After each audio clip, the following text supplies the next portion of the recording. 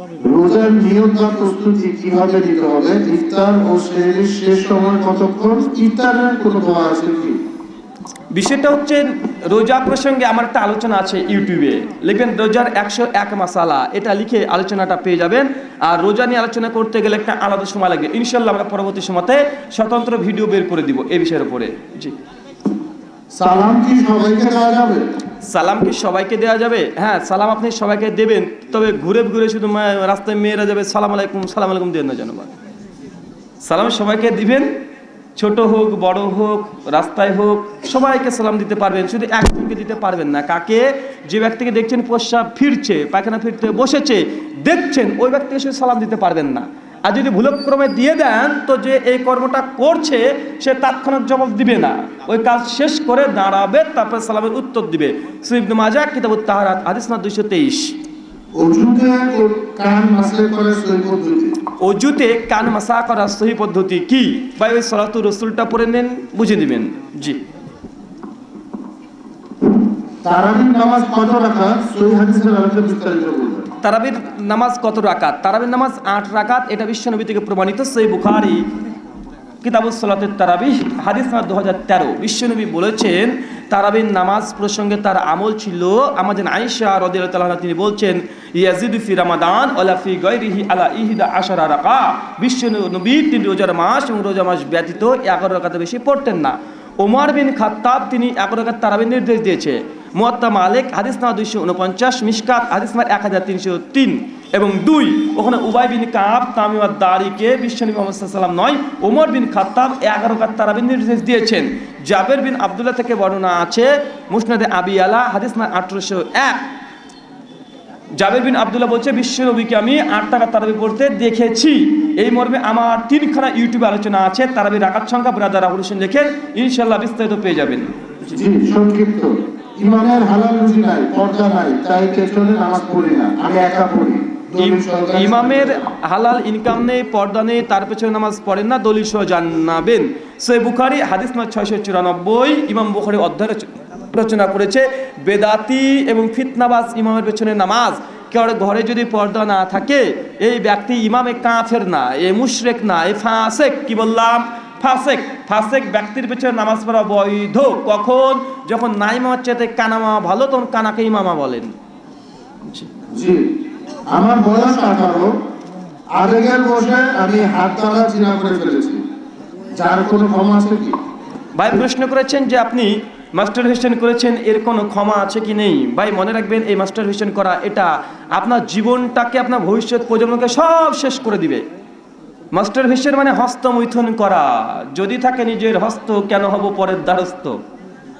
নিজের হাতকেই যদি স্ত্রী হিসেবে ব্যবহার করতে লাগেন 2-1 মিনিটের শুধু আনন্দ তৃপ্তির জন্য, আপনার নিজের জীবন আপনার ভবিষ্যৎ প্রজন্মকে শেষ করে দিচ্ছেন। কেন?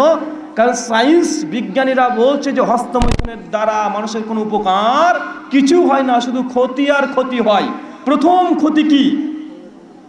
বিজ্ঞানীরা বলছে কোনো যুবক যদি কন্টিনিউ তার যদি এই কু অভ্যাসে যুক্ত থাকে তো তার শরীর থেকে যে একটা হরমোন নিঃসরণ হয়ে যায়, যে শুক্রকীট নিঃসরণ হয়ে যায়, এটা 40 লক্ষ মতো শুক্রকীট থাকে।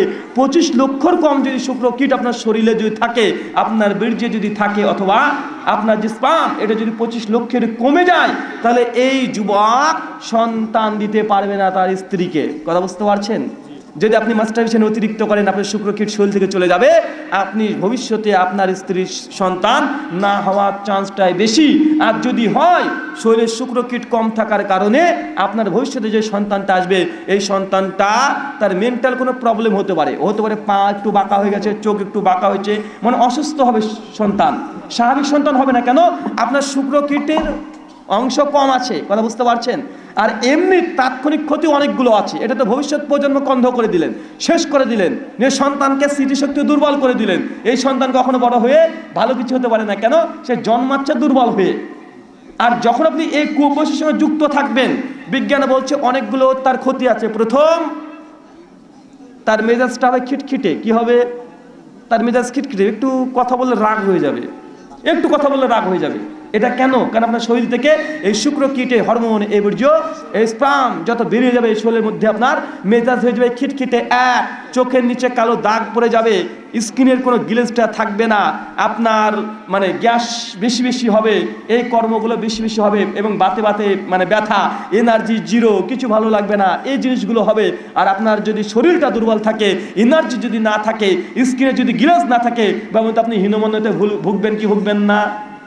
যদি এই কাজ করেন বউটা ভালো পাবেন না, চেহারা গিলেজি থাকবে না, ওই কি লাগে দেখতে, তাই বলবে। এনার্জি নেই, সবসময় বলো কি একটা এরকম। তোমার এই কাজ দিয়ে ইহকাল পরকাল কোনো কালেই এটা বৈধ নয়। বিশ্বনবী এক ট্রিটমেন্ট দিয়েছে কিভাবে এই হস্তমৈথুন থেকে দূরে থাকবেন। বিশ্বনবী বলেছেন, সহিহ বুখারী, যুবকদেরকে উদ্দেশ্য করে যদি সামর্থ্য থাকে বিয়ে করো, বিয়ে করতে হবে। বাপ যদি বলে না ছেলে এখনো বড় হয় নাই, একদিন করবেন কি, বাপের জুতো যেটা আছে জুতো পরে বলে, আব্বু দেখো তোমার জুতোটা আমার পায়ে হয়, বুঝলেন নাই? বাপের জুতো যখন ছেলের পায়ে হয়ে যাবে তখন বুঝতে পারবেন ছেলে বড় হয়ে গেছে। ওর বাপ বিয়ে করেছে 18 বছরে, ছেলের 28 হয়ে গেছে, বাপ বলছেন না আমার ছেলে এখনো ছোট আছে। কত বড় বদ দেখেছেন বাপটা, ও 18 বছরে বিয়ে করেছে, ওর মাকে নিয়ে চলে এসেছে, ছেলের বয়সে কিছু 28, বলছে না ছেলে এখনো ছোট হয়ে আছে। তো কি করবেন বলতে, বাপের জুতো পরে ঘুরে বেড়াবেন, বাপের জামা পরে ঘুরে বেড়াবেন, এই তোমার জামা পরেছিস কেন, দেখো আব্বা তোমার জামাটা আমার গায়েও হয়, জুতোও হয়, তাহলে বুঝতে পারবে।